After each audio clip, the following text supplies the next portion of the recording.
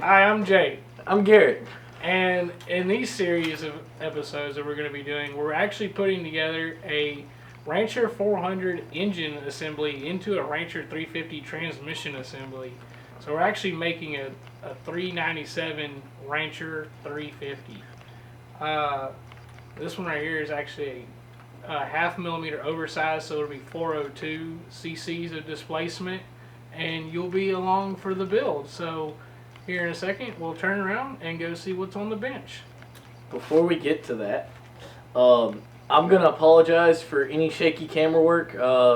I'm learning that. I'm learning to be a good videographer. The editing might be a little subpar. This is the first videos I'm ever actually going to edit, and it's going to be the first uploads to the channel. We'll see what we can do after this, if it actually does okay. And we'll go from there. Hopefully we'll be able to do this for a little bit. That'd be entertaining. Yep. Alright, so we're right at the point now of cracking this block open. I'm going to go through and just double check that I got all my bolts out. Now there is also one, hopefully the camera can see it. Before you split your main case, there's a bolt right here behind the change clutch basket that does need to come out to split the case. Just go around the perimeter. About half of them face this way and the other half face that way. This is the only bolt that's internal of the case. All the other ones are external of the block that hold the two main halves together. This is everything just basically stripped of all exterior components that need to be removed. Yeah, pretty much anything. Let's see, we can take out this reverse shaft, I believe. Just rotate it counterclockwise a bit and down. No one can see it, Jake. Your arm's like 1,000% away. Yeah, rotate it down counterclockwise and then pull out, and your reverse lockout shaft comes out. There's a lot of people who don't know how to do that last part. Okay.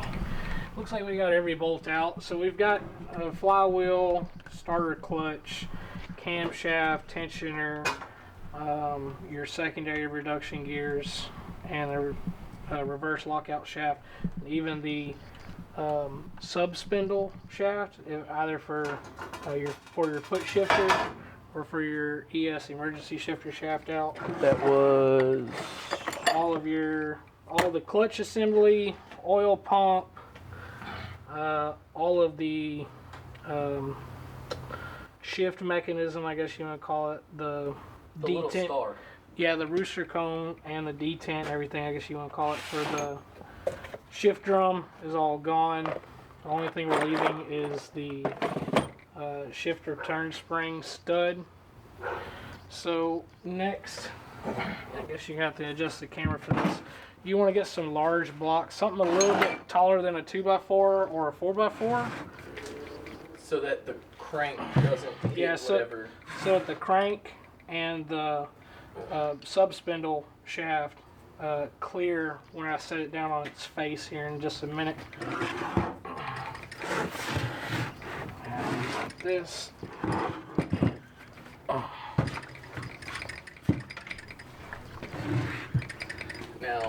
And so I have now the clutch side facing down. This is how I prefer taking apart these cases. Now, if you're going in for just basic maintenance, you can keep all of your the shifting assembly and everything still attached and all that. We're completely stripping down this case, so I have to have every part that's in here come out. All right. Let's see here. I'm going to need small. Well, let's see here. I got my rubber. Pull the temperature sensor real quick. No, you can leave that in the case. Okay. Yeah. Don't need to pull the temperature sensor. I thought you did. I always have.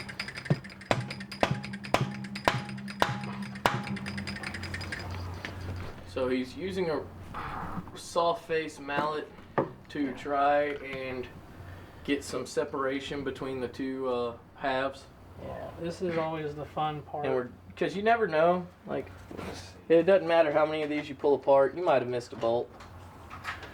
I've got a large flathead. Use this one. Needs some separation action. No, I don't think this one's gonna work. All my small pry bars are at work. Okay. Talk a little louder, Jake. Yeah. Here, we'll. I can. I'll try and I don't know if I want persuade to. here. I don't know if I want to advise this. Yeah, don't do what we're doing right here. This is, if we break this, we have about 78 other blocks. Sometimes you can get lucky just kind of prying right here between the lifter bores. Or tappet boards, I guess you would call it, just to separate the case. Now, please don't ever put a flathead or anything, a chisel, between these surfaces. Don't do that, because they're machine surface and they will leak. These are your sealing surface. There's no gasket on the entire bottom end of a Rancher 350 except for the stator cover. So everything here is sealant, Honda Bond, Yama Bond, whatever you would prefer. Alright, so now we have the case at least cracked open. We're going to flip it back down. We're going to try and lift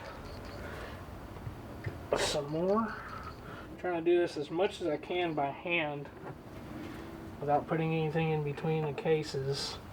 Maybe a little bit here between these tappet bores. Now we're going to do exactly what we said not to do and put a screwdriver in. No. Come on. Is a pry bar different? Yes. So we can put a pry bar there. But not a screwdriver. Even a gasket scraper, let's try not to. Oh my God, you're terrible at this whole, like, making sure people can see what you're doing. I'm sorry.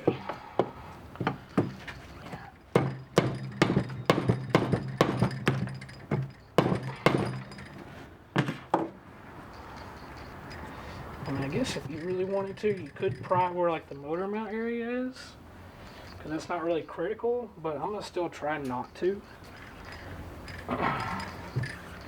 Let's see.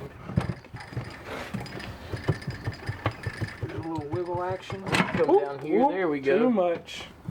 That's exactly not what you want to have happen. You just wanted a little bit of separation. We're gonna see what all got put out of place. All right, here we go. All right. Well, I think the crankshaft's going to try and come up with it. Yeah, that's fine. Tap on the output shaft of the trans right there. You go. There we go. Oh, no, just keep it. You want the crank? Yeah, it'll come with it. No. All right, full drop. Oh, yes. Yeah, full of leaves. This is how you want your bottom ends to look. Okay. So, yeah. High motor. This is pretty typical. Crankshaft and the balance shaft will come out on one side. It's pretty typical for the bottom end to be full of leaves. But I do prefer having it down like this so the whole transmission stays, especially if you keep that little 7-tooth star detent gear, I guess you want to call it, on the gear shift drum on the other side. Where was it? I just saw it. Yeah. This piece. If you keep this bolted on, this is the better way of separating the main halves so that everything stays with this. Well, so we're putting all of this into a completely different bottom end that's been extensively modified. Yeah. Now, the bright side is... Yeah, and this is also your case screens too. So this is your oil fill screen. And then down below that he just pulled out, you'll also have your oil return. Pickup, which... Yeah, oil return, and then it's got a little trough. It ain't in too terribly bad of shape. Yeah, other than Focus. There we go. Other than all the foliage in here, it looks fairly clean. You know, minus all the dirt, it's pretty clean. Yeah. Nothing's really all that rusty except for the stuff that was outside the block, but... Well, it's because there was water in it, man. Come on. So, this is also another time you want to double check that, like this one, some thrust washers like to stick to the inside of the case. So this one right here was on the output shaft. There's also one here, and then one also as well here. And it does not appear to be any other ones.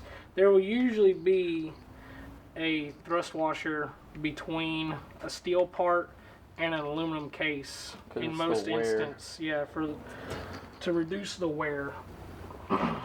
Someone was in here and really liked RTV. And this is probably a stock Jake. factory OEM Honda. That's probably from like a top end rebuild once upon a time in its life, and a glob got inside. That's a whole big glob. Yeah. That might be sludge. Like, change your oil, guys. Please do that. So, but do always just be looking for thrust washers. They like to take their little oily film and stick to aluminum parts. Do not want to lose those, especially if you take the case and you flip it back over after you took everything out and there's still a washer stuck in there, and then now it fell off and it's on the concrete, and where did it come from? You just don't know where it came from or what it's for. Or Dude, I think a squirrel was in here. does it need to go back? Yeah. Are the bearings actually? They're trash. Nah, man. 100,000 miles. Yeah, I'll put new ones in it. So, alright. Let's see, we can take out this. See, this one right here has a washer down here at the bottom. Buddy? I got it in my hand. So that was on up against this snap ring on the shaft. Move it over here somewhere. Yeah, over here. Yeah, so we had another washer that stayed in the case when I pulled out the sub spindle. I'm gonna pull this. Oops. I'm gonna pull this off of the tripod and get a little bit closer. Okay. Yeah, next I can take out my output shaft. That's fairly simple. You need to be right-handed for this, Jake. Really? Yeah. Okay. So stop being wrong-handed. Okay. I'm fine with that. Next we'll go through and we'll just lay out everything of the transmission assembly out onto the bench. Pretty much in their order.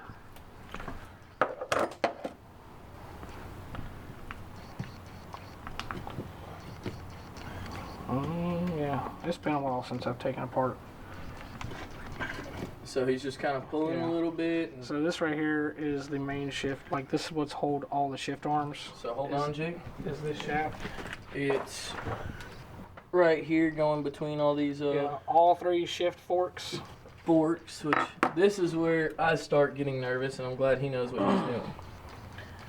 Everything can come off pretty much in clusters. So like here's a shift fork and a slider, and then you have some of these dogged gears. Let's see. Oh yeah, we're also splined into the drum. We can actually kick all these out of the way and then take the shift drum out. Make a little bit more room. Yeah, and we know that that's not interfering with any of the forks. Hey, this is also a time to note which one goes where. Let's see here. Looks like every single one of these has a different casting on it. So we have O4C. Which is? For right here. We have O3B. Which is here. And then we have O2A. Which goes towards the most forward into the case. So A, B, and C. Now you just take those and throw them directly in the trash. Yep, and lose them, and then now you're in a really good spot to start your build with a brand new bottom end. I think actually take these whole assemblies out almost as one, if you're good enough, and not even need. Don't you have this rubber band for that? Well, that's for if I'm doing like a crankshaft replacement. I use it to hold it. Yeah, there was another shift fork shaft. And I would go between these two and then that shift fork shaft, and it's like a plastic O-ring I have, and it would keep everything from falling out if I were to tip this case over. Let's see here, we're probably about to have a fun time. Oop. Like that? Yep, just like that. Let's see. Scoot out of the way.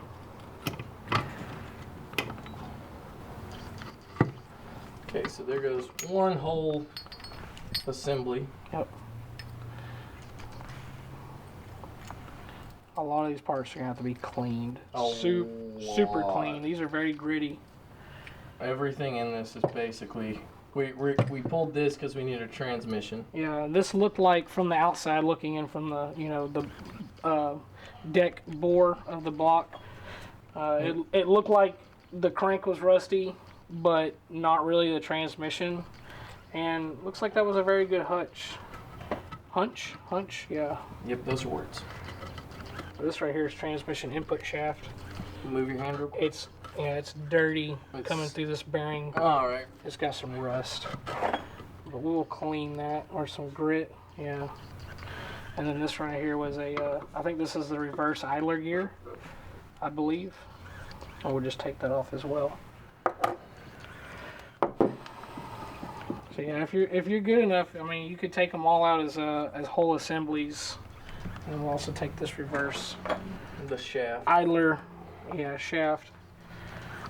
So that's pretty much a sum on that. And if you've got to go through and do basic maintenance on a 350, like if you got to do a crankshaft replacement, you know, you found the wrist pin is stuck in the connecting rod, you could keep all this in here and do just a crankshaft replacement. Now, there is timing marks I'll show later on the assembly side of timing the balance shaft with the crankshaft, and those have to be put together into the other half of the case together at one time, and then timed exactly so that there's no vibration issues. Now I know this sounds absolutely delicious. Great. Some nice, and yeah, this one's got a mushroomed crankshaft. Somebody beat on this with a steel hammer. Please do not beat on the crankshaft to take apart. Yeah, I mean, not a rubber dead blow, but a steel hammer. These are what you want. Do not beat on the crankshaft. It has to go into a bearing in the clutch cover on the end there. That crank is junk now. Even if it had no play and everything was perfect, it's junk now. Yep. Well, there concludes, I guess, the teardown for the most part, and then we're going to go through and clean all these parts, and then the assembly video is going to be the one to not miss. So that will be probably right after this video, all at one time. I don't think we're going to upload this one separately. They'll all be uploaded probably at one time, or as in one video. I might do this one because it got to about 15 minutes. Yeah. Okay. Or it'll be about 15 minutes. I guess it's got some information at least send out now. So we can send it out, and everyone else might be able to get their things clean, and they can await the video. If your stuff looks like this, guys, just sell it. Part it out. It's a part out. Now, if it's a 400 AT, just directly contact us because we want 90% of the parts. Yes.